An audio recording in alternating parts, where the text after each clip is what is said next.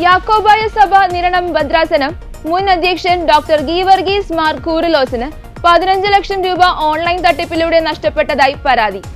CBIയിൽ നിന്നാണെന്ന് പറഞ്ഞ് കഴിഞ്ഞ ദിവസം മാർ കൂറിലോസിന് ഒരു വീഡിയോ കോൾ വരികയായിരുന്നു.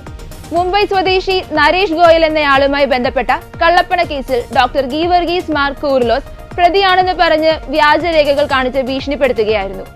ഔദ്യോഗിക സ്ഥാനമൊഴിഞ്ഞ ശേഷം ആനിക്കാട് സെയിന്റ് ഗ്രിഗോറിയോസ് ദയറയിൽ താമസിക്കുന്ന ഇദ്ദേഹത്തെ CBIയിൽ നിന്നെന്ന വ്യാജേന ചിലർ ഫോണിൽ ബന്ധപ്പെട്ടു. മുംബൈയിലെ നരേഷ് ഗോയൽ എന്ന ആൾ ഉൾപ്പെട്ട കള്ളപ്പണം വെളുപ്പിക്കൽ കേസിൽ ഡോക്ടർ വർഗീസ് മാർ കുറിലോസിന്റെ പേരുമുണ്ടെന്ന് അറിയിച്ചു.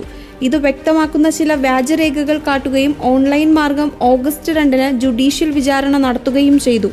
കേസിൽ നിന്ന് ഒഴിവാക്കണമെങ്കിൽ പിഴ അടയ്ക്കാൻ ആവശ്യപ്പെട്ടു. ഇതിനായി തട്ടിപ്പു സംഘം അവരുടെ സ്വകാര്യ ബാങ്ക് അക്കൗണ്ട് വിവരങ്ങളും നൽകി.